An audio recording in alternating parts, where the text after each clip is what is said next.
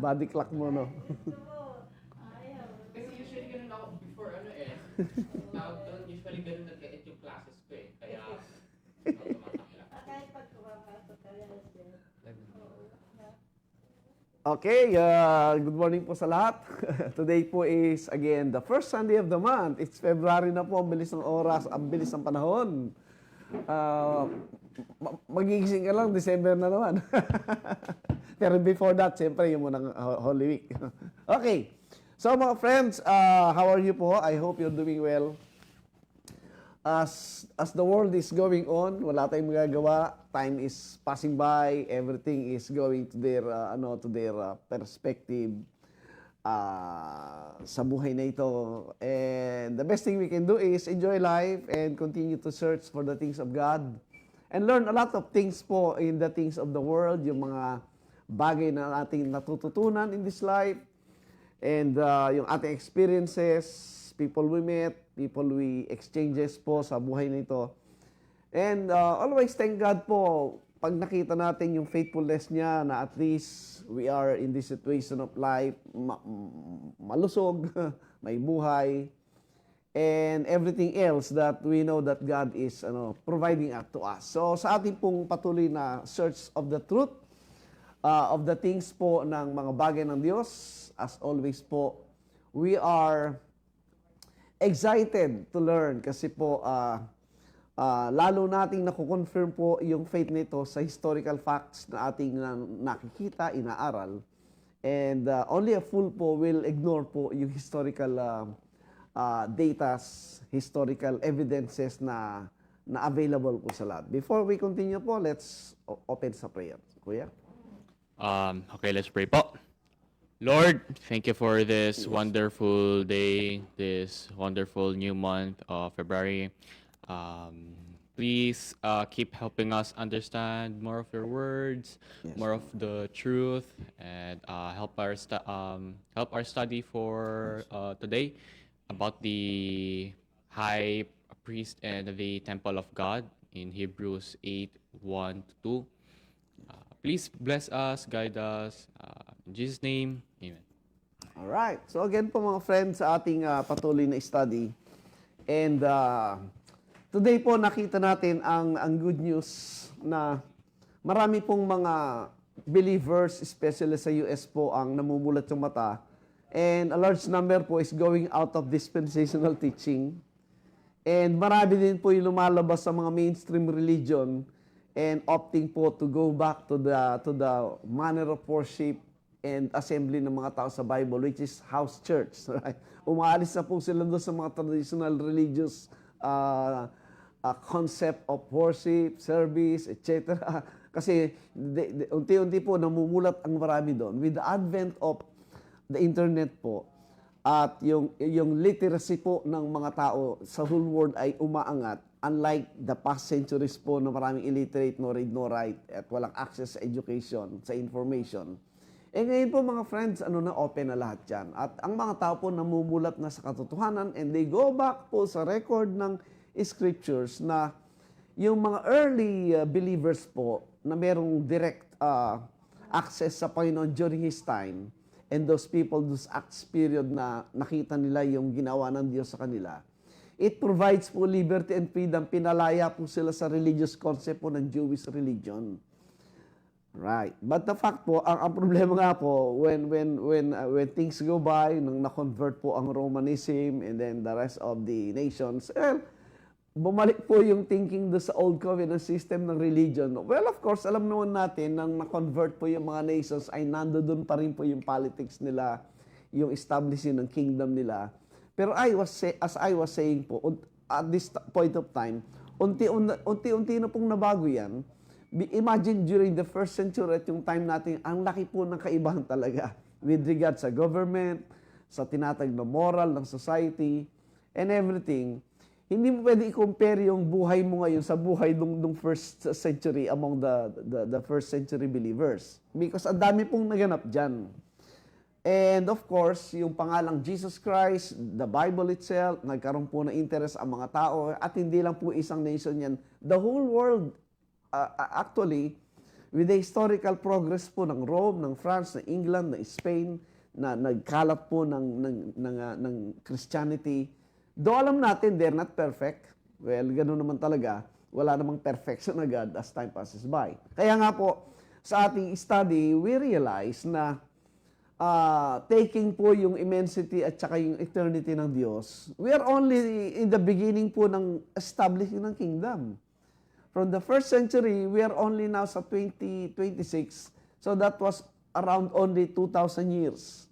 At ating nakita sa Bible, doon po applicable yung one day with the Lord as 1,000 years. So in God's sight, yung panahon po ng growing ng kingdom, that was likened po do sa mustard seed, na una maliit na buto until it grows up. Nasa process pa po ng growth ang kingdom. Okay? Kaya kung titingnan natin yung time, in God's sight po, it's only parang 2 days pa lang yan. And the blessing po, pinanganak tayo sa time nitong growth ng kingdom. And we have this great opportunity to see things and to be a partaker po ng increase ng kingdom ng Diyos. And tayo po'y kasama sa growth na yan. All these things po nakikita natin if our spiritual eyesight were already open. Meaning, hindi lahat po ng tao nakikita yan eh. It's only those people who are open, those people who are sincere and would like to know the things of God, sila po yung nakakakita niyan. So, sa ating process ng study, nakita po natin unti-unti yan. That's why ako po ay hindi na wala excitement and zeal at desire na magturo ng mga bagay nito because as you grow in learning po, yung mind mo at yung thinking mo, pupunta po talaga sa spiritual things, the heavenly things, which is a good thing because imagine at the end of your life, kung wala yung isipan mo sa mga spiritual things, nandun ka pa rin sa mga physical things, which is full of stress, full of pressures and everything. As time passes by po, as you grow in faith, nawawala ka ng unti-unti dun eh. And you live comfortably, knowing that God is with you, that God is dwelling in each and every one of us. And that's a big comfort, di ba? So today, ang topic po natin is the high priest and the temple of God.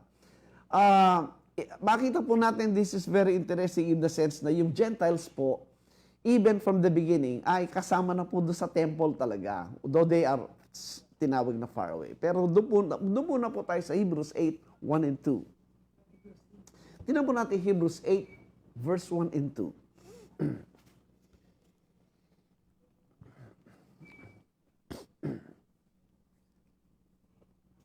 Now the things which we have spoken, this is the sum. We have such an high priest who is set on the right hand of the throne of the majesty in the heavens, Verse 2.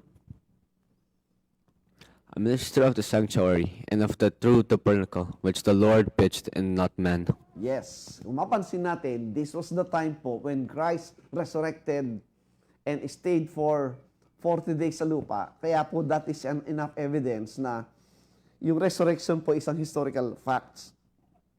Historical event that in the historical account, even ng mga unbelieving writers like si Tacitus, si Josephus, sa kanilang nakitang record na testimony ng mga believers at the time na after the resurrection, yung mga apostles talagang nagkaroon ng revival and they did not count their life na worthy and ready to die for the Lord because in their testimony, nakasama nila at nakita nila yung Panginoon sa kanyang resurrection days.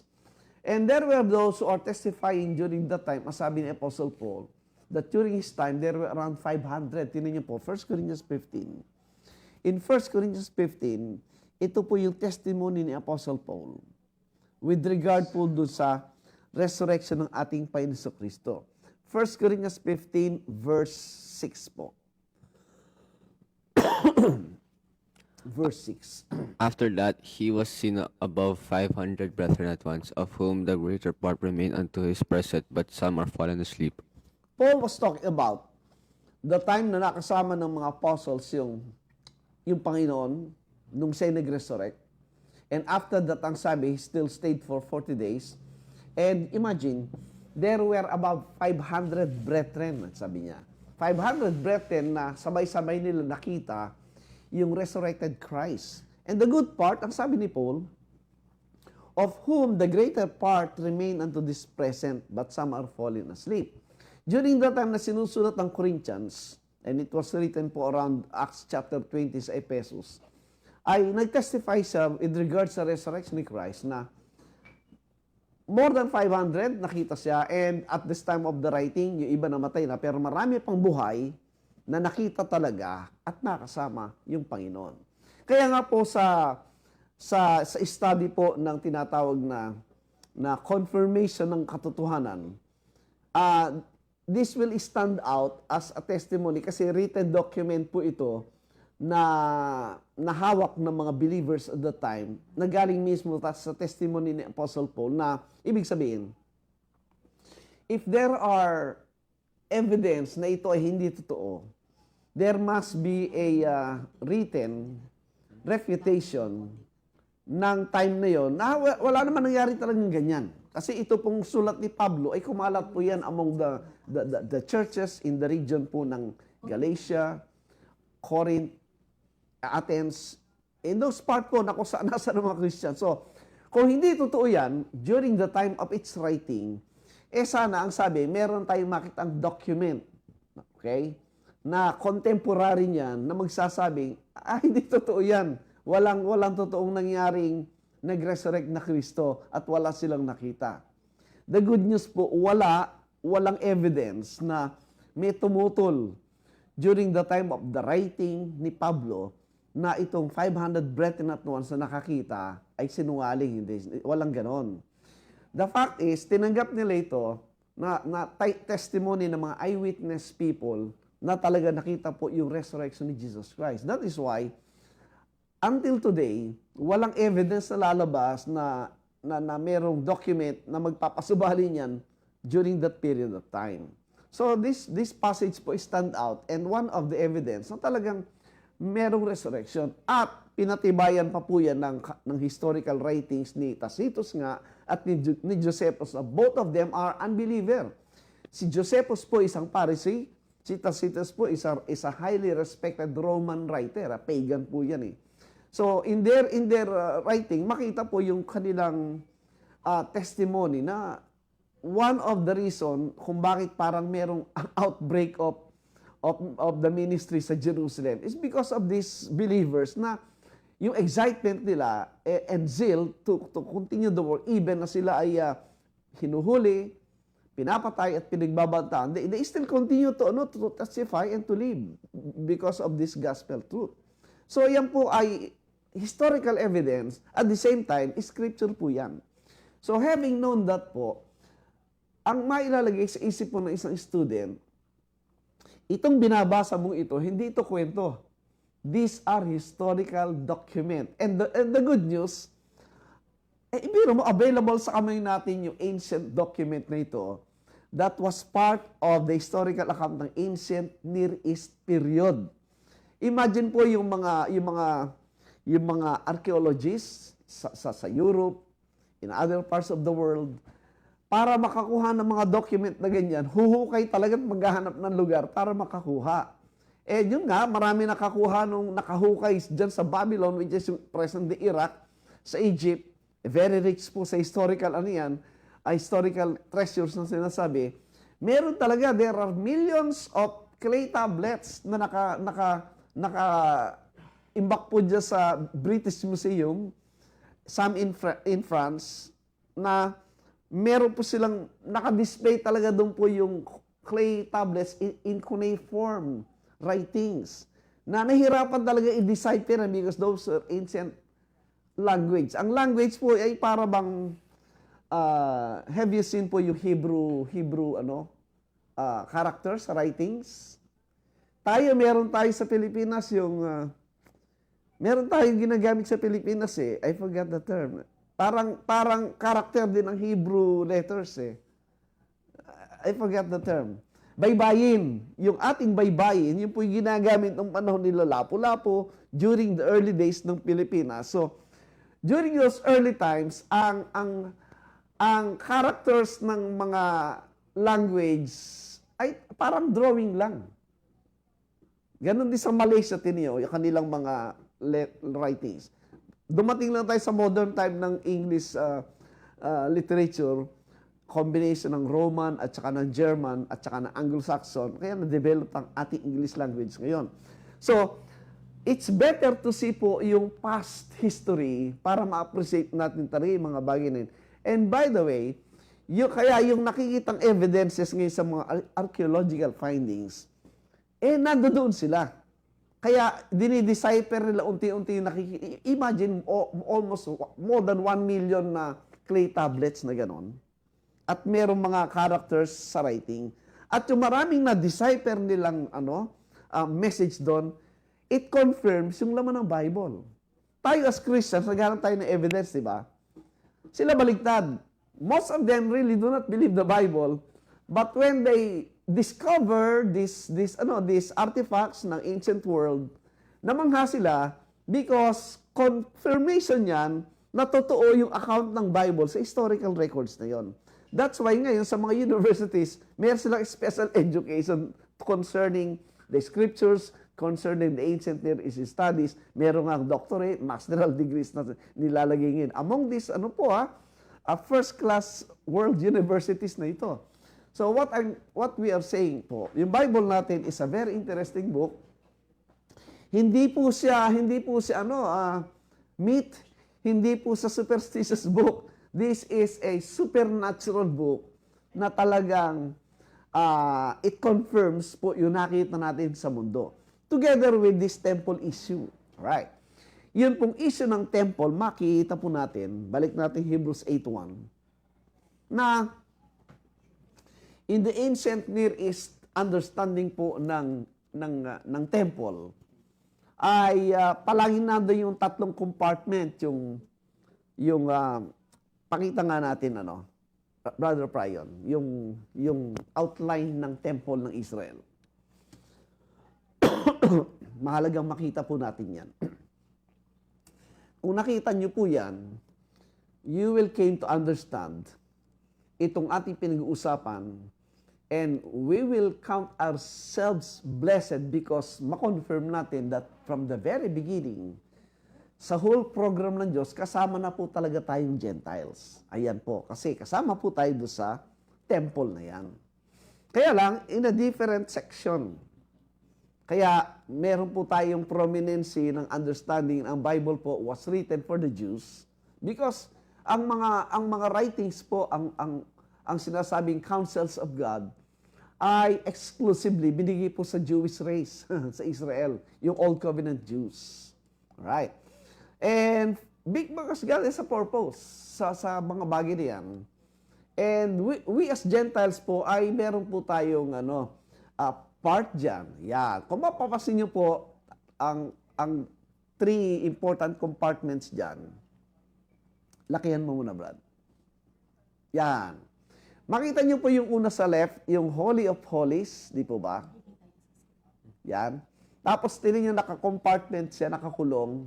Tapos sa gitna parang mayroon violet na makapal. Yun po yung kurtina, na kurtina po yan na balat ng mga hayop. Makapal po yan, hindi yan basta napupunit. Alright? Sa labas po niya, mayroon tinatawag na holy place. Yan. Sa holy place po, nandun yun, nakaturo yung table of shewbread, which speaks of the supply of the bread, right? Hindi na ubos yun. And then you have the altar of incense. That is the time po yung kanilang act of prayer. Yung incense is a picture of a prayer going up to God and received by God Himself. And then you have the 7 branch, yung lampstand, yung candlestick na tinatawag, that served as the light po do sa loob mismo ng holy place, yung second compartment. And you will notice sa labas po, merong gate, tapos merong altar of burnt offering, nakaturo, di po ba? That's the picture of the sacrifice. And that's the picture of the cross, the sacrifice of the Lamb, which is the Lord Jesus Christ. And you will understand, nobody can enter the holy place without passing by dun sa altar of burnt offering. And then, makita nyo, yung court of Israel. Diyan po, nandyan yung 12 tribes. The 12 tribes. Tama? Tapos sa labas, merong mapansin nyo yung maliit doon, Gentile. Tapos sa baba, Gentile. Sa labas po, yung Gentile areas. You will see, even in the temple itself, sa construction ng temple, ay nandoon po yung Gentile, kaya lang nasa labas. I hope you notice that. All right. That is why in this temple, in this temple structure, makita niyo po 'yan na in the ancient Near East, ang tingin po nila diyan, yung Holy of Holies correspond to the heaven. All right? And then yung the holy place sa labas ng Holy of Holies correspond to the earth. That's why you have the heaven and the earth. And then paglabas mo doon, sa labas nandoon na po yung Israel, which pictures of the people themselves. And then sa labas yung pong Gentile. Alright. Sa Gentile po na yan, kung makita natin ibang source ng outline, sila po yung nagre-represent doon sa sea. Meron po kasing parang portion dyan na sea, molten sea, a picture of the Gentiles yan.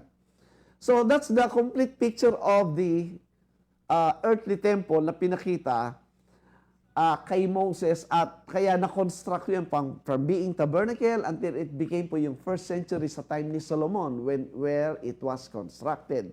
Now, that's why, as makita po natin, balik natin Hebrews 8.1, then babalik tayo mamaya dyan. Hebrews 8.1. So we have the idea nitong pagiging high priest. In the image of the temple, nandun po yung work ng high priest at saka ng mga priest. Alright, ang sabi ng Hebrews 8.1. Now the things which we have spoken in this is the sum. We have such an high priest who is set on the right hand of the throne of the majesty in the heavens. There it goes, the Lord Jesus Christ. This was an event po nangyari upon His resurrection, after His resurrection, ascension to heaven. Alright? At ang sabi doon, by the time it happened, the Lord Jesus Christ was shown po as sitting on the throne in the heavens. Papansin niyo po yung throne at saka yung priesthood. It shows po talaga yung Panginoon lang po ang merong right to occupy both position of a king and priest.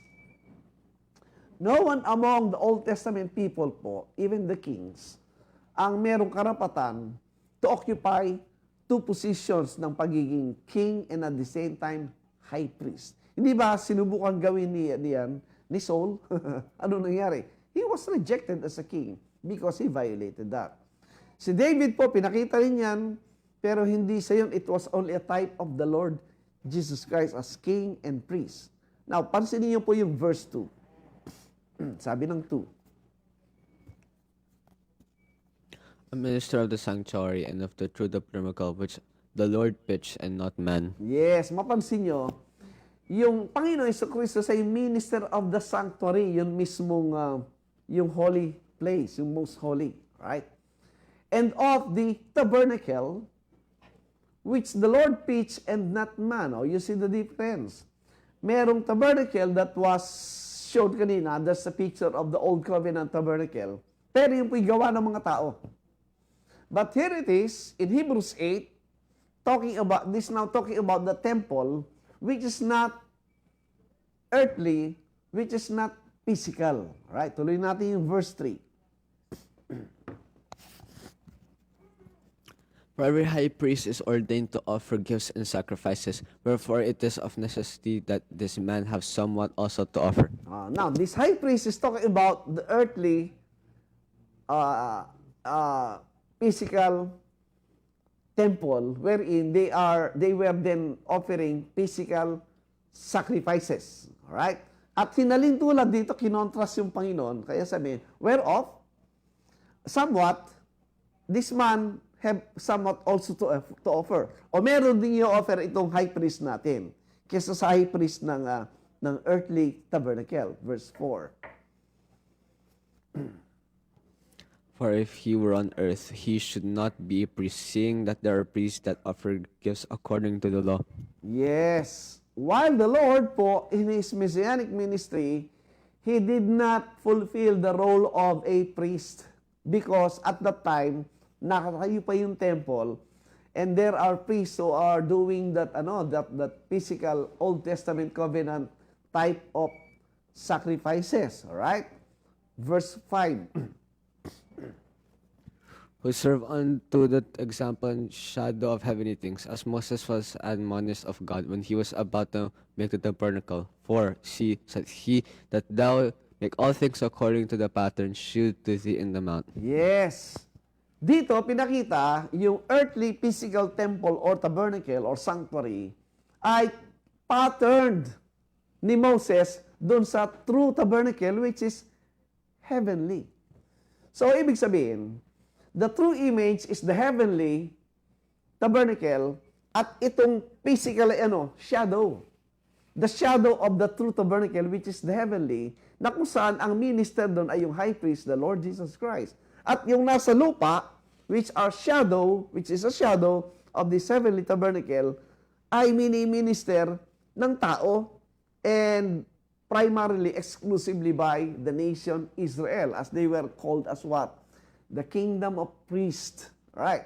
So, in this understanding po, makita natin na in that sense po ng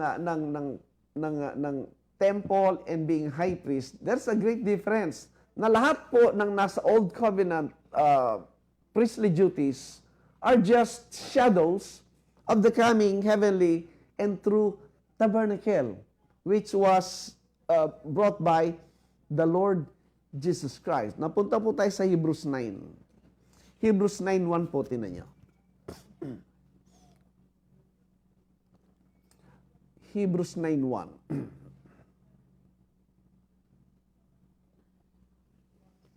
Then verily the first covenant had also ordinances of divine service in a worldly sanctuary. Yes, the first covenant, the old covenant, that's the physical, earthly, Israelite type of divine service na nakakonfine sa temple. Everything in the temple, the most holy, the holy place, the altar of incense, etc. Lahat po doon ay reference as this first covenant. Alright? At tinawag na ito worldly sanctuary. Ibig sabihin, earthly.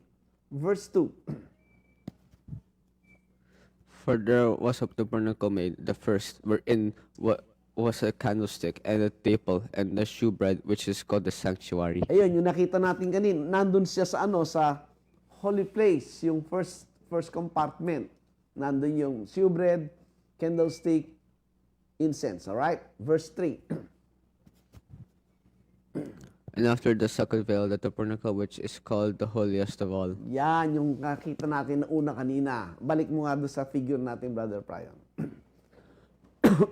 Yung ating figure ng temple. Yan. Sige, palakihin mo. Yung una po, nandun yung Holy of Holies. At mapansin nyo, nasa loob niya yung pot of manna. Remember po, during the wilderness days, walang makain ang mga Israelite, di ba? Anong ginawa ng Diyos? Naglaglag ng manna. Bread from heaven. Parang flakes yun. Siguro parang sky flakes. Ang lasa ay parang may honey. Medyo matamis. Diba? Yung time na nagsawa yung iba ron, naghihingi na ng karne. So, during that period of time, nung nalalaglag po yung manna, you will realize na hindi pwedeng kumuha ng sobra-sobra. Pag may kumuha ng sobra para itago, ano nangyari? Inuod. Inuod. Anong pinapakita ng Diyos? That they should live in a daily basis. Trusting the Lord on a daily basis, hindi pwedeng mag-imbak, hindi pwedeng mag-hoard. Kaya, yung iba nag-ipon ng marami, anong nangyari? Inuod. Hindi napakinabangan. Yun po. Nandun po sa loob yun. Tapos, yung mercy seat, yon. At saka, nandun din yung Ark of the Covenant. Tapos, yung Aaron's Rod. Yung Holy of Holies po, isa lang ang pwedeng pumasok dyan. Yun lang high priest. Right? Yung high priest, pag pumasok dyan, may tali sa paa. At merong bell sa paa mismo, parang merong yung bell. Ibig sabihin, pag tumutunog yung bell sa loob, pagpasok niya, tumutunog, buhay pa siya. Pag hindi na tumutunog yung bell sa loob, ibig sabihin, patay na siya. Bakit mamamatay? There is something wrong sa kanyang pagpasok doon. Kasi, pag ang presence ng Diyos, makita niya, bumababa dyan yung clouds. makita mo yung presence ng Diyos in form of clouds, bababa dyan. So, once a year, pumapasok ang high priest dyan, and in the best and important time ng year na yun is the Day of Atonement. Na ano? Itong high priest po nito, tinan yung Leviticus 16 verse 30. Leviticus 16:30 hanggang 33.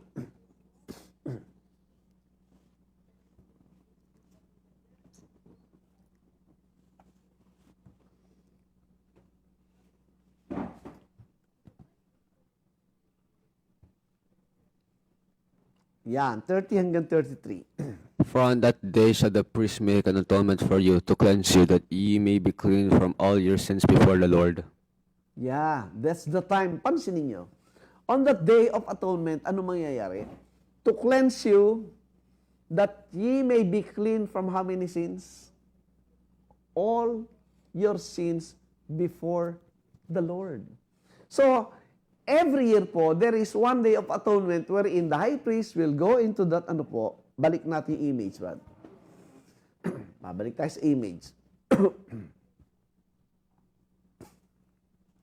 Hindi ko na papakita yung verses, mahaba. Yung high priest po, from the holy place, papasok po sa Holy of Holies, right? Siya po ay mag-aalay ng blood sacrifice para sa kanyang sarili. Okay? At pagkatapos noon, ibubuhos po niya yung blood doon sa Ark of the Covenant.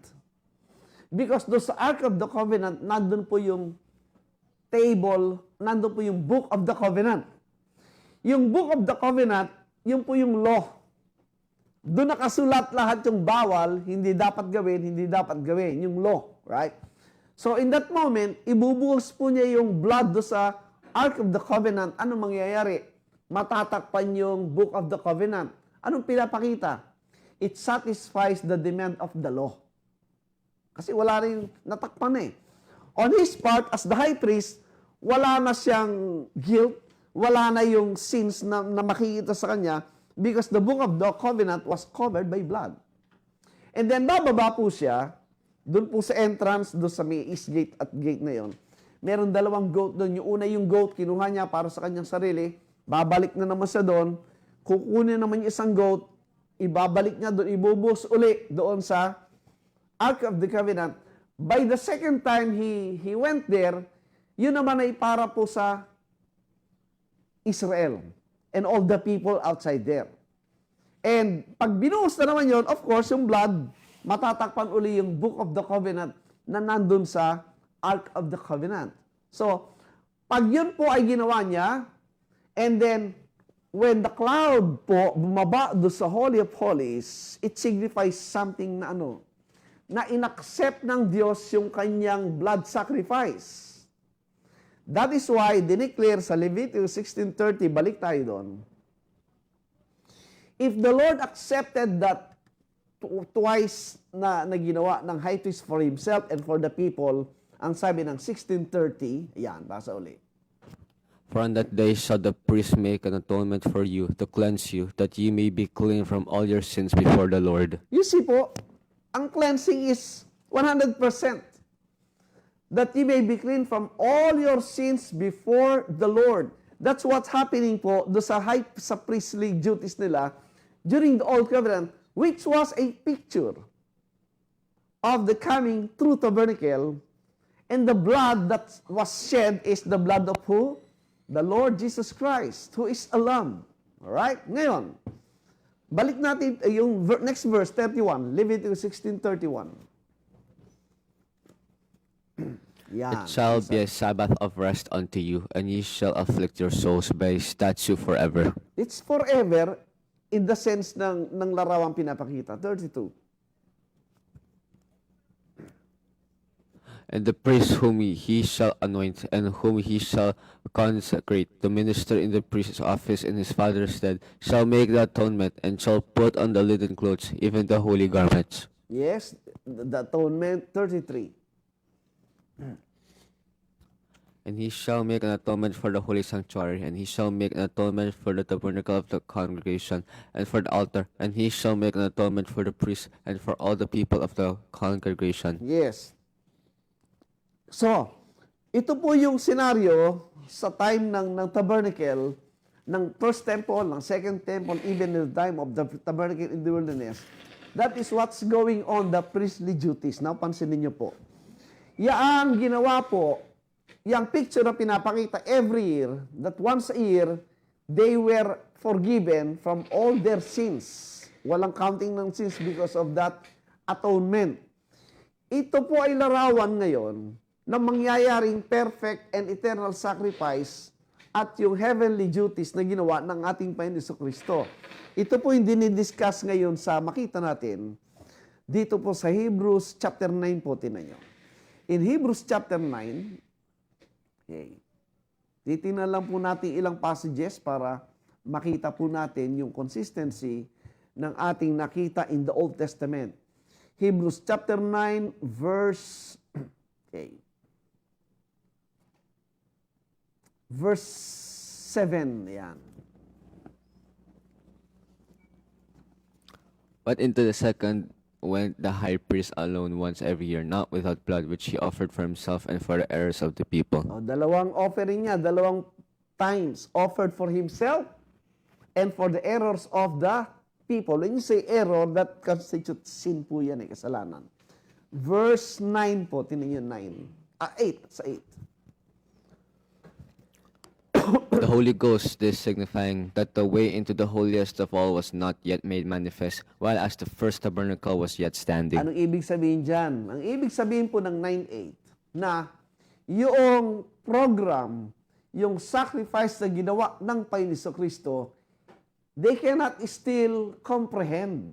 They cannot still understand. Why? Sabi niya, because while as the first tabernacle was yet standing. Because during the time ng writing ng Hebrew, nakatayo pa po yung second earthly temple. Right? Whereas, nangyari na dyan yung resurrection at ascension sa heaven ni Kristo eh. Nag-exist na yung program ng heavenly temple, but yet, habang nakatayo yung physical temple, yung mga tao, especially the Jews, were still confused. Kaya sa Acts 10, hindi pa naintindihan ni Peter. Acts 21, the 12 apostles, those believers in Jerusalem, could not comprehend why, because nakatayo pa po yung first temple. Kaya hindi na makuha. Tuloy natin yung verse 9. Ano ang value ng earthly sacrifices and temple? Sige. Which was a figure for the time then present, in which were offered both gifts and sacrifices that could not make him that did see the service perfect, as You see? pertaining to the conscience. That earthly, old covenant, priestly activities do sa temple na yun, figure lang. It's not the reality, it's not the true image. What was a figure na ginagawa sa old covenant? Kaya ang sabi, did not make him that did the service perfect as pertaining to the what?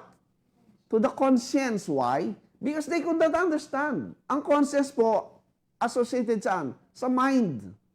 In their mind, lahat ng physical sacrifice, temporary lang yan because nga, yun po ay nandun yung law and it was never be taken care by the blood of animals. Still nandun yung law. Yes, once a year, they were forgiven, pero the next year, nagbibilang na naman ng sins kasi nandun pa yung law. Because the blood of animals cannot take away sins. Alright, tuloy natin. Kaya sabi sa 10, no? Verse 10. Which only stood in meats and drinks, and divers washings, and carnal ordinances, imposed on them which until the time of Reformation. Yes, until the time of Reformation, which is the coming of the perfect tabernacle. And you will see po, ang sabi doon, stood in meats and drink, physical things, divers washings. Yung washings po, yan po yung water baptism. And what? Carnal ordinances. Pag sinabing carnal, ano ibig sabihin? Physical, literal, carnal, sabi niya, earthly things. Imposed on them until the time of Reformation. Verse 11. Yan. But Christ being come and high priest of good things to come by a greater and more perfect tabernacle not made with hands, that is to say, not of his building. There it is. Yung kanyang revelation na dito. Yung word but, conjunction, di ba? The word but signifies sometimes negative or positive. But this time, this is in a positive form, contrasting yung limited value ng old covenant that can never take away sins, that cannot provide perfection. But, sabi niya, Christ come and high priest of what? Wow, good things to come. Yeah. This is the things of the heavenly old covenant program, the good things to come by a greater and more perfect, wow, tabernacle. As contrast do sa earthly, temporal, which is limited yung kanyang value, di ba? But this time is a greater and more perfect tabernacle. Look at this. Not made with hands. That speaks of what? The nature of what? Spiritual. This is the work of God, not the work of any man. Tayong mga tao, we are work of God. We are made not with hands.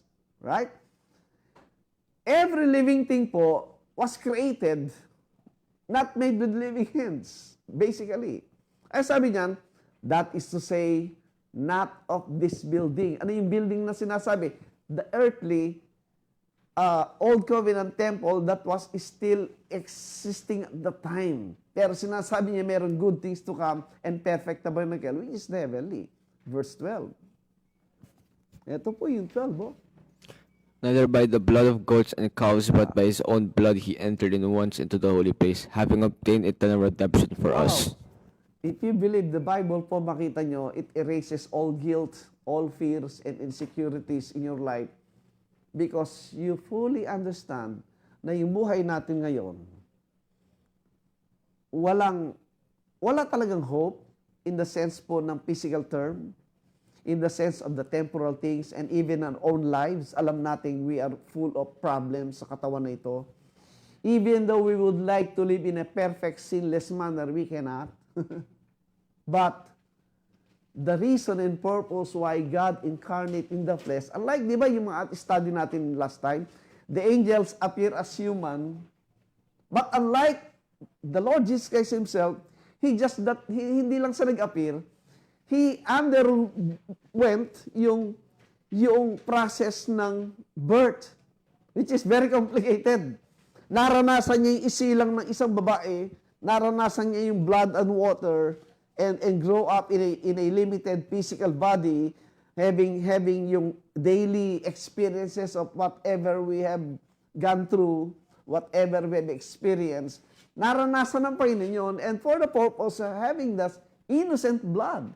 The blood of Jesus Christ is the blood of God in that sense. Kaya sabi ni Pilate, innocent blood dito. Siya lang ang merong innocent blood among the nag-exist na called humans. Si Jesus Christ lang merong innocent blood. Kaya yung blood niya was shed, right, for us. By His own blood, He entered in once into the holy place, having obtained eternal redemption for us, ang sabi niya. Kailan ginawa ng Panginoon yan? Tignan niyo yung John chapter 20. Right after nang siya nag-resurrect, sino yung unang nakakita sa kanya? In John chapter 20, nakita siya nino. Di ba ni Martha? John 20, verse, ayan. Dito tayo sa verse 17.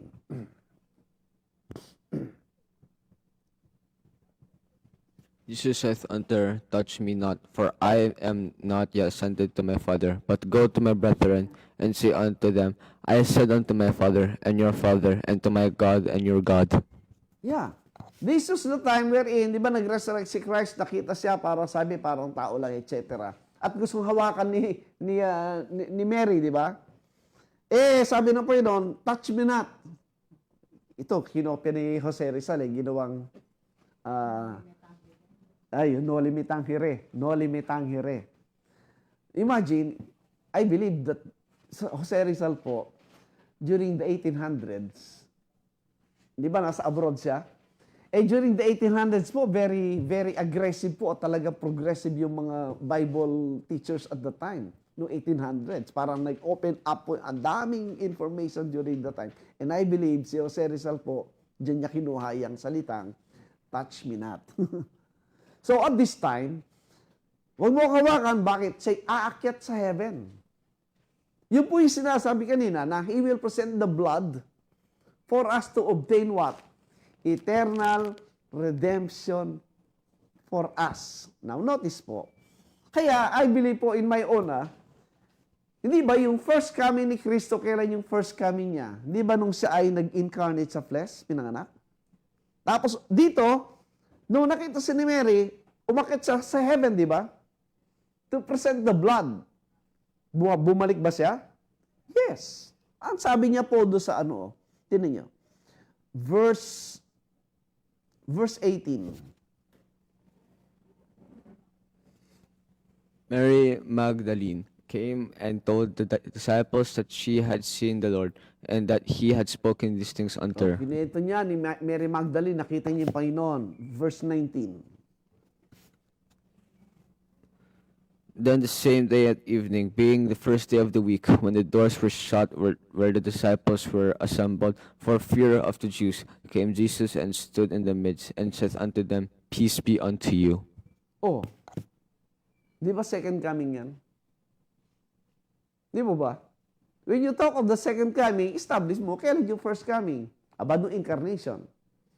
Umakit uli sa heaven. O bumaba, nagpakita uli. Ilang coming yan? The second coming. Anong ginawa niya nang umakit sa heaven? Di ba sabi sa Hebrews 9 kanina, He present His blood. Balikan nyo, Hebrews 9:12. Hebrews 9:12. Yan, ano sabi ulit? Neither by the blood of goats and calves, but by his own blood he entered in once into the holy place, having obtained eternal redemption for us. Hindi ba yan ang ganyang ginawa? Huwag mo kahawakan because He's going to present His blood, right? To what? To obtain eternal redemption for the people, right? Now, tingnan niyo po. Mismo dyan sa Hebrews 9, mapapansin nyo, doon sa Hebrews 9 verse 28. Hindi tayo lumalabas sa context mo, no? Hebrews 9:28. So Christ was once offered to bear the sins of many, and unto them that look for him shall he appear the second time without sin unto salvation. Yung pag-akyat niya, the second time, ay pagbaba niya, yung pag-akyat niya, pagbaba niya, the second time, He appeared, sabi, ano nangyari? He appeared the second time without what? Sin unto salvation. Why? Because yung unang akyat po niya, He presented the blood to obtain eternal redemption. Kaya nung pagbaba niya, ang sabi dito, the second time without sin unto salvation. Therefore, pagbaba niya, ano nangyari? Di ba they started to preach the gospel and offer the preaching of salvation? Tama? And then, yung second time na pagpapakita, ilang days na natili. Di ba 40 days? And He went back to heaven. Di ba? In Acts chapter 1:9, tinan nyo. Acts 1:9. O Acts 1:1 muna po para makuha natin ng buo. Acts 1:1, 2 muna, 2.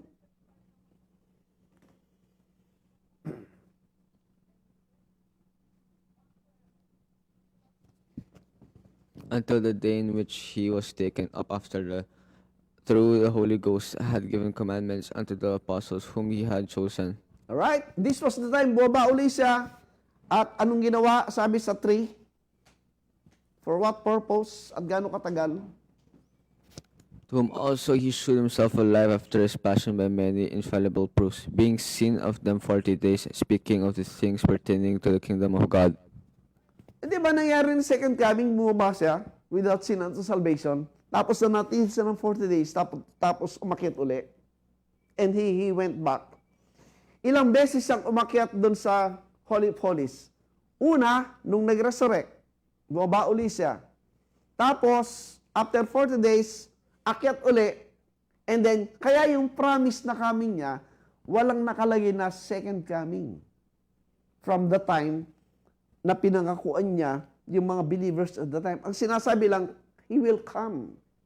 Pero second coming, very clear ito, the second time He appeared was the time wherein, nung hahawakan siya ng limitang hire, wag mo na, and then bumaba na siya, nagpakita sa kanila, di ba nagpapahawak na siya? ito yung katawan ko, hawakan nyo. Pero nung una, hindi. Why? Because He's going to present the blood. That is why, in proper understanding ng comparison ng scriptures, maliwanag po yun, mga friends. Kaya pansin nyo, in Acts 1:9, tinan nyo yung 9. Acts 1:9, ayun o. And when he had spoken these things while they beheld, he was taken up, and a cloud received him out of their sight. Di ba automatic yung mga dispensational friend na, ayan, umakit sa in bodily, visible body. Kaya yan din ang kanyang pagbabalik. Wala sinasabing gano'n. Ang sabi ng 1:9, the last image na nakita ng mga apostles is what? Cloud. Yung iba kasi, ini-ignore yung cloud. Why? They did not understand yung value ng cloud sa Bible. Right? That is why, the second coming, walang pinangakong second coming during the time ng after this ascension sa heaven. Hindi sinabi second coming. He will come. Because to my belief po and understanding today, the second coming happened when He was about to be touched. Sabi niya, no, limitangire, at bumaba uli siya on the same day. At sinabi, without sin unto salvation, because He offered His blood sa ating Panginoon Kristo and obtained eternal redemption for us. Now, in that sense po, makita nyo, tinupad po niya yung nasa Old Covenant figure of the temple, wherein, una, yung high priest papasok sa Holy of Holies for himself, and then bababa uli, kukunin go, tapos aakyat uli for the people, and then bababa uli. Ginawa ni Jesus Christ yung both priestly duties na as a picture in the Old Testament, ginawa ng Panginoon. But this time, this was a perfect, once for all sacrifice. Balik natin, Hebrews 9. Hebrews 9:13. 9:14 pala, 14.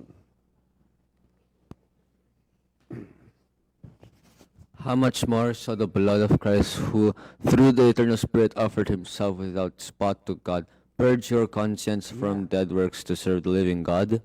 At this time, the difference is, tingnan yung 13 muli, balikan natin 13 para makita natin ang difference ng Old Covenant sa New Covenant. Ano sabi ng 13? For if the blood and bulls of goats and the ashes of an heifer sprinkling the unclean sanctifieth to the purifying of the flesh. Yes. In the Old Covenant program and system, ano lang ang napipurify? Flesh. Can you purify the flesh? Kaya ang sabi, walang nape-perfect sa Old Covenant. Because that's full of blood and goats, di ba? Kaya lahat ng makita mong program and thinking sa Old Covenant is what? Carnal, earthly, physical. That is why walang finality ang issue ng flesh. At pag nandun ang law, walang finality yung sin. Tama? Kaya sa 14 po, tinan nyo, the blood of Christ provides a different thing. Ano? How much more shall the blood of Christ, who through the eternal Spirit offered Himself without spot to God, purge your conscience from dead works to serve the living God? Yes, the blood of Christ, foremost po, and primarily, is taking good care of what? Not the flesh, the conscience. Yung root cause ng problema ng tao with regard sa flesh at sa sin, ang root cause ay nandun sa conscience, which is the mind. The only way to escape, the only way to be redeemed and to be freed from the liberty ng enslaving power of sin is in the mind. Unless the mind changes, ang mga tao po ay para silang puppet ng sin sa flesh. Para ka robot dyan, wala kang control dyan, wala kang freedom dyan, whatever you think and do, puppet ka lang ng sin sa iyong flesh. But once you understand the power of the cross, the power of Christ's work on the cross, understanding that God knows us. Alam ng Diyos ang tao. What is your limitation? What is your weakness? That's why He sent His only begotten Son in the likeness of sinful flesh to condemn sin in the flesh. When you fully understand that, you can understand every human being. Ano? Pare-pareho lang tayo ng flesh. The difference is what is in your conscience, what is in your mind. And the work of God is renewing the mind, changing the mind, strengthening the mind because nandoon yung inner man. That's the power of that. Kung makita po natin yan. That is why, kaya sabi sa 15, no? Next verse. Ang ganda pong pag-aralan mga kapatid. And for this cause he is the mediator of the New Testament, that by means of death for the redemption of the transgression that were under the first testament, they which are called might receive the promise of eternal inheritance. The first time. No one can offer that under the old covenant. Only the Lord Jesus Christ with His perfect once for all sacrifice and fulfilling the priestly duties in an eternal value at program ng New Covenant. And the good thing, mga friends, eto yan. Yung ginawa niya na, hindi lang yan sa Hudyo. Tingnan nyo. In His crucifixion, anong sabi sa John chapter 2, verse 13? By the time that He was about to be crucified, ano sabi ng John 2:13?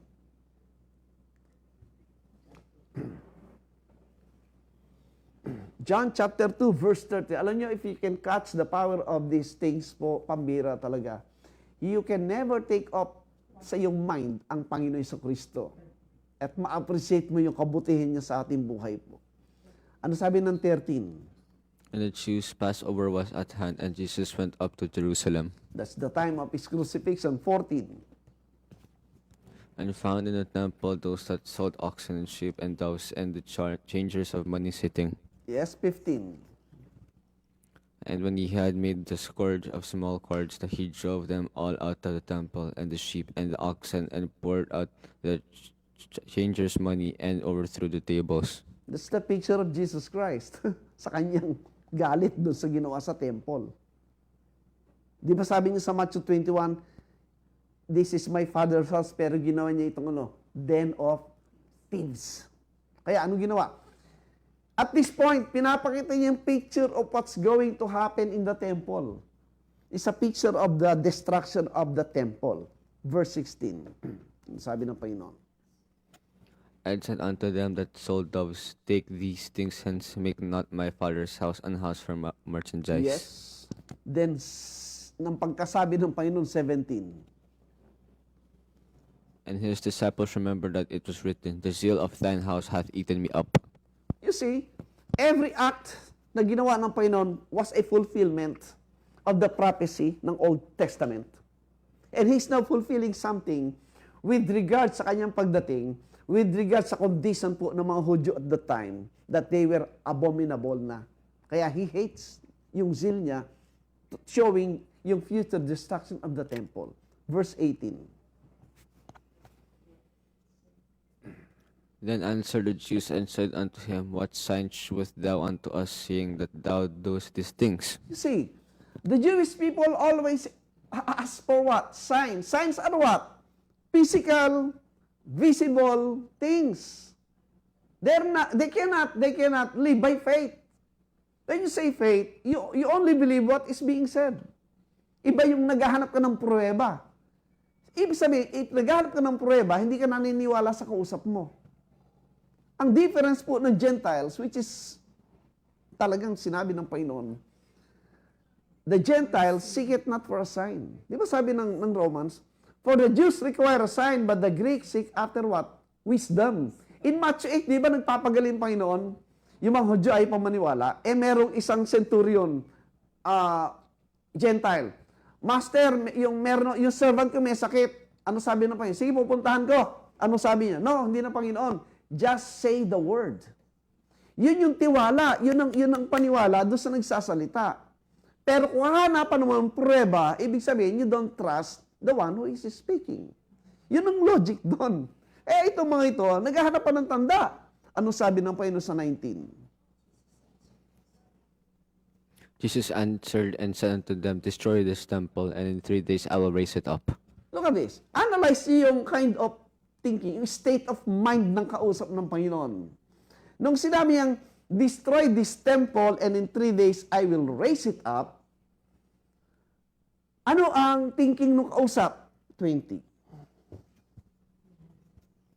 Then said the Jews, 40 and 6 years was this temple in building, and wilt thou rear it up in 3 days? Hindi nila maintindihan. Tingnan yung 21. But he spake of the temple of his body. Ang isip ng mga kausap niya, yung nakikitang temple sa harapan. Every time the Lord speaks of the heavenly things sa kausap niya, alam nyo, they cannot comprehend because He was speaking of the heavenly spiritual truth. Ganyan din ang isip ng mga friends nating dispensationalist. Lahat literal sa inyo. Dito sinabi ng Panginoon, the body. 22.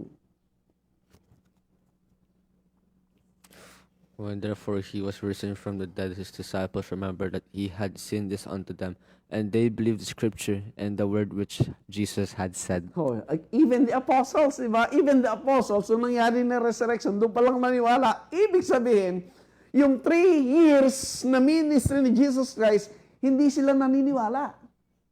Naniwala lang sila nung nag-resurrect na yung Kristo nakita sa, ito yung kamay ko, hawakan nyo, ito yung sugat, hawakan nyo. Yan po yung carnal mind sa Bible. The carnal mind is enmity with God.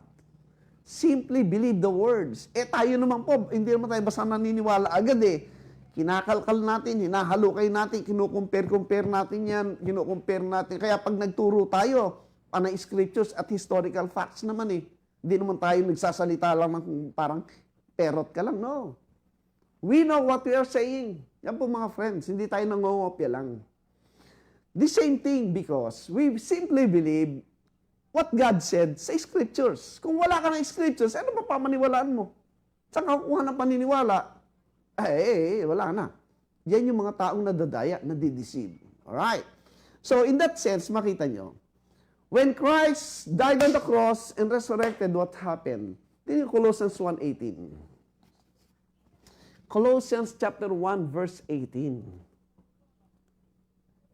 Overtime tayo ng 10 minutes po para makuha natin ng maliwanag to. Ano sabi ng Colossians 1:18? Sige, basa. And he is the head of the body, the church, who is the beginning, the firstborn from the dead, that in all things he might be the preeminence. Now notice po, fully loaded yung verse. He is the head of the body.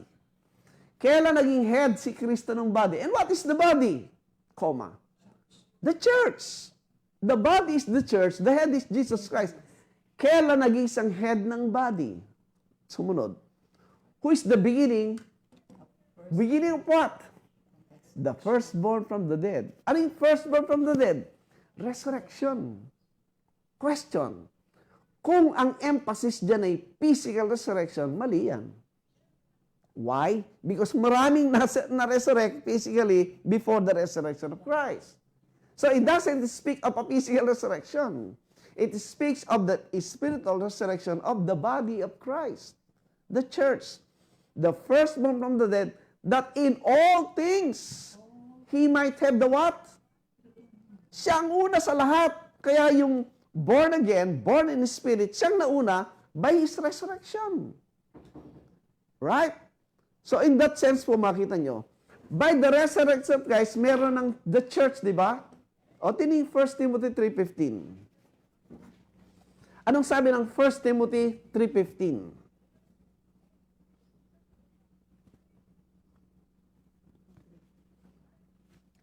But if I tarry long, that thou mayest know how thou oughtest to behave thyself in the house of God, which is the church of the living God, the pillar and ground of the truth. Oh, they were already in what?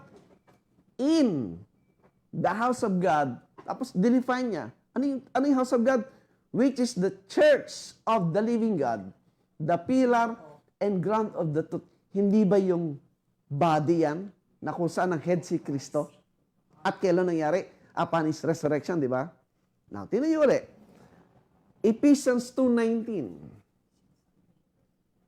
Ang temple po, hindi physical building ngayon. Ang house of God, hindi po physical building ngayon. Yung po yung konsepto ng Old Covenant, 19. Now therefore ye are no more strangers and foreigners, but fellow citizens with the saints and of the household of God.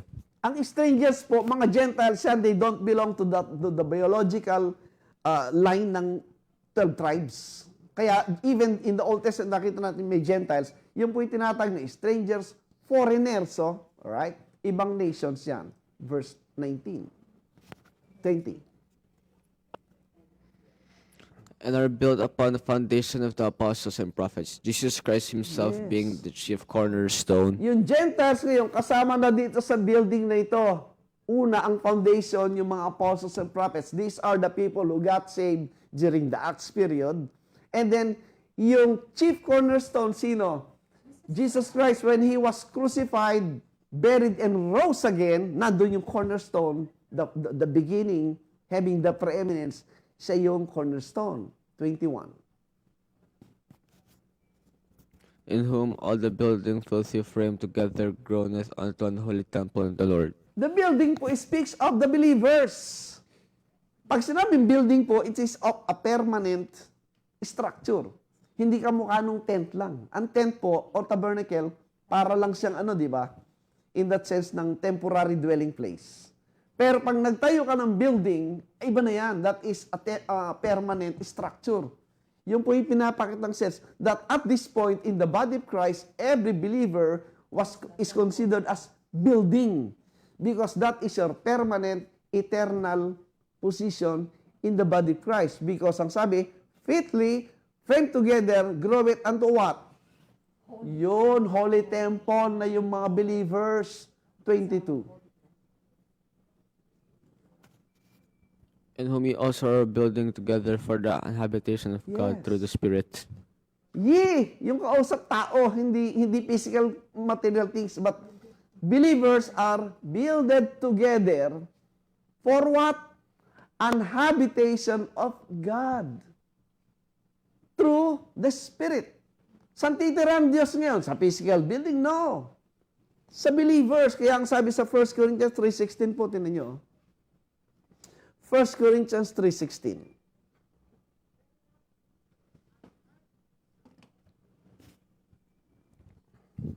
Know ye not that ye are the temple of God, and that the Spirit of God dwelleth in you? Kaliwanag niyan. Ang temple of God, yung mga believers. And as we grow in our learning, understanding such things, nagiging aware po tayo dyan unti-unti that God is dwelling in me. You can speak to God anytime, anywhere, any moment because God is dwelling in you. Hindi malayo ang Diyos. Kasama mo siya, di ba? Now, in that sense po makita nyo, that's why we are so blessed understanding these things. In Hebrews chapter 8 po, I would like to show you something. In Hebrews chapter 8, in the context po ng ating binasa kanina, Hebrews 8:1 and 2, the priest and the sanctuary, tinan niyo po, at the same time, ito po yung time na sinabi rin na ano, Hebrews 8, verse, 8. For finding fault with them, he saith, Behold, the days come, saith the Lord, when I will make a new covenant with the house of Israel and with the house of Judah. Notice po, this was a prophecy, papakita mamaya ni Jeremiah concerning the new covenant. And under the new covenant, there is now that new set up, a new kind of body na tinatawag na house of Israel, the Israel of God. Now, pansinin po. Yes. Jeremiah 31 po, tinan niyo. In Jeremiah 31, dyan po galing yung prophecy na yan concerning the new covenant. Right? Dito po sa Jeremiah 31, verse 31. 31. Sa mga viewers po natin, mark these passages po and study it and you will see ang dami pong teacher na talagang mali-mali ang tinuturo at talagang lalo kayo naliligaw. Ano sabi ng Jeremiah 31? Behold, the days comes of the Lord, that I will make a new covenant with the house of Israel and with the house of Judah. The error of many teachers is thinking about the old covenant, Israel pa rin. Kaya ang kanilang thinking, yung house of Judah and house of Israel, yung paring biological seed. No, not anymore. Papakita ko po. 32. Not according to the covenant that I made with their fathers in the day that I took them by the hand to bring them out of the land of Egypt, which by covenant they break, although I was a husband unto them, saith the Lord. Pinaalala sa kanila the time that they went out of Egypt, hindi ganito yon, hindi ito yon. It's a different thing. Right? Not according to that covenant na sabi niya. 33. But this shall be the covenant that I will make with the house of Israel after those days of the Lord. I will put my law in their inward parts and write it in their hearts, and will be their God, and they shall be my people. Notice, this new covenant is not anymore laws written in the stones. Not anymore. The laws were written in their inward parts, in their hearts. Di ba yun ang definition ng Jew? The Jew is inwardly, not outwardly sa new covenant. Tama? And sabi, and they shall be my people. These are not the same people under the old covenant. Why? O, tinin yung 27. Ibaba ng konti. Sa verse 27, ito. 27. Jeremiah 31:27. Ibalik natin sa 27. Ito po, basahin niyo mabuti. Behold, the days comes of the Lord, that I will sow the house of Israel and the house of Judah with the seed of man and the seed of the beast. What? The house of Israel and the house of Judah will with the seed of man and the seed of what? Oh, sabi ng mga friends natin, yung dispenses, tinan mo, half man, half beast. Kalahating tao, kalahating hayop. That is your literal interpretation, pero it's not. Kasi private interpretation, kaya maraming lumabas na doctrine ng half man, half beast daw eh. Teka muna. Sino ba yung beast na tinutukoy dyan at sino yung man?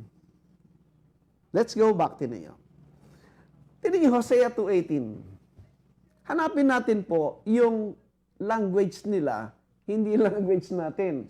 Sino yung beast na tinutukoy at sino yung man? Hosea 2:18.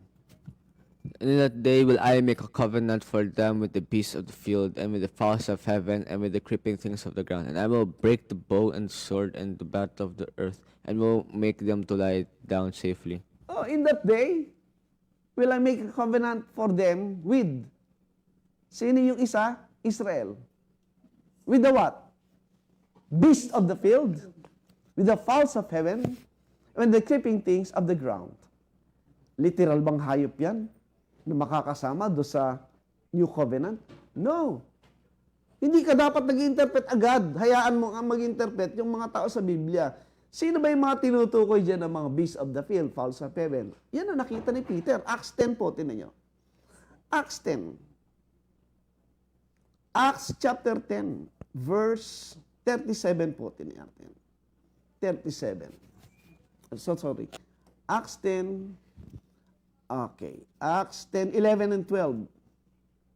11 hanggang 12. And I saw heaven opened, and a certain vessel descended unto him, as it had a great sheet in it at the four corners, and let down to the earth. 12. Wherein were all manner of four-footed beasts of the earth, and wild beasts, and creeping things, and fowls of the air. Di ba tinakita ni Peter, after na nando si Cornelius, isang Gentile, hindi niya matanggap. Bakit ko kakausapin yan? Bawal sa kanilang kausapin yan. Pinakita ng Panginoon, pagkain na hindi kinakain ng Hudyo,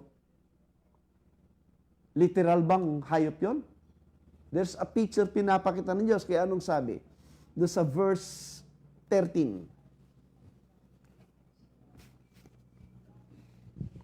And there came a voice to him, Rise, Peter, kill and eat. 14. But Peter said, Not so, Lord, for I have not ever eaten anything that is common or unclean. Ang isip pa rin ni Peter pagkain, di ba? 15.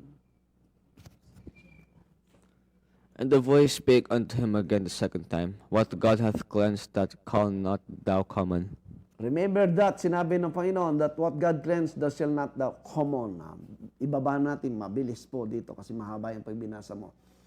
Nung sinabi yun, lumapit yung mga kasama ni Cornelius para kausapin siya, doon na tayo sa 22. Dali po. Okay. 28. Dito ngayon, nabuksan na isip ni Peter. Naintindihan niya kung ano yun. 28. And he said unto them, Ye know how that it is an unlawful thing for a man that is a Jew to keep company, or come unto one of another nation. But God hath shewn me that I should not call any man common or unclean. O pagkaiba bang pinag-usapan? No. Man of another nation, tao na yon. Ano yung another nation? Yan yung Gentiles. Yun tinawag na foreigners and strangers under the old covenant because they are of different nation outside of Israel.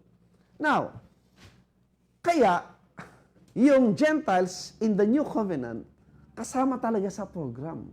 Question, saan nakuha yung understanding na yan ni Hosea, pinakita ng Diyos, may pinagmumulan yan. Alam niyo kung saan? Tingnan yung Genesis 1. This is very exciting po eh. Kaya, in Genesis 1, Genesis chapter 1, verse... Okay. Wala, hindi ko na-save. Anyway. Ang Genesis creation account po, it's getting clearer today. Tingnan niyo po yung Genesis 1, verse...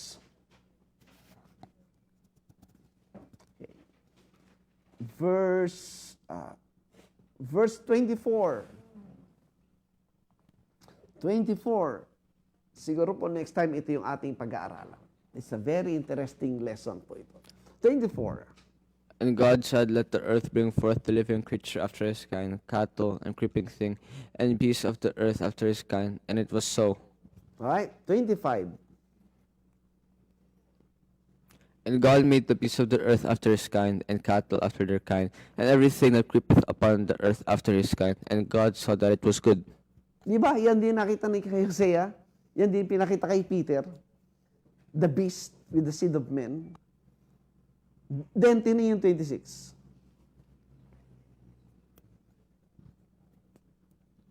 And God said, Let us make man in our image, after our likeness, and let them have dominion over the fish of the sea, and over the fowl of the air, and over the cattle, and over all the earth, and over every creeping thing that creepeth upon the earth. Di ba pareho yun? Creeping thing, field, sa ba? 27. So God created man in his own image. In the image of God created he him. Male and female created he them. 28. And God blessed them, and God said unto them, Be fruitful and multiply, and replenish the earth, and subdue it, and have dominion over the fish of the sea, and over the fowl of the air, and over every living thing that moveth upon the earth. Sining man?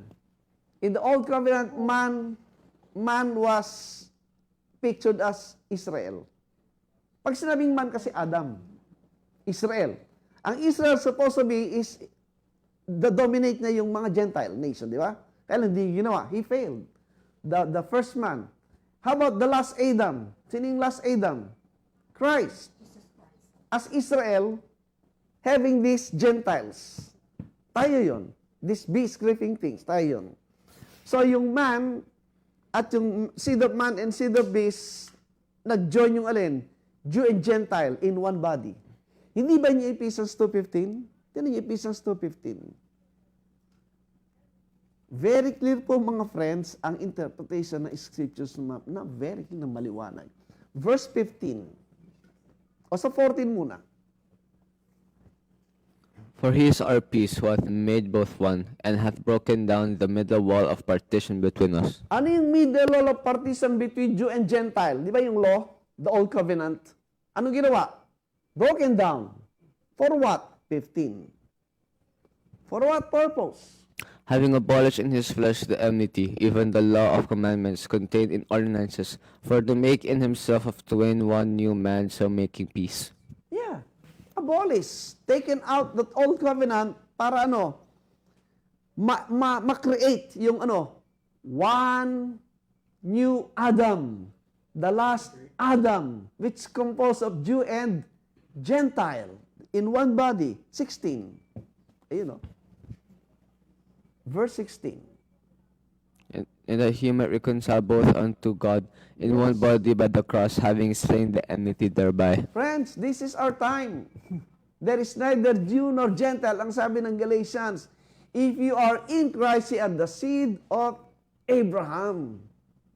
Maliwanag po mga friends. And the good thing, the temple of God is, we are the temple of God.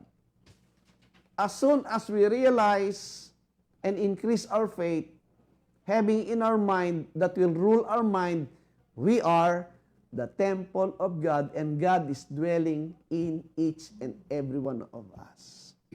Isn't it wonderful, mga friends? Hindi mo na hinahanap ang Diyos. And I will end with this po, Acts 17, for our conclusion. Ito po yung naging clear sa preaching ni Paul among the Gentiles. Acts 17:24. Acts 17:24. God that made the world and all things therein, seeing that he is Lord of heaven and earth, dwelleth not in temples made with hands. Maliwanag po yun. Dwelleth not in temples made with hands. Next verse. Neither is worshipped with men's hands, as though he needed anything. Seeing he giveth to all life and breath and all things. Yeah, not any physical figures. 27.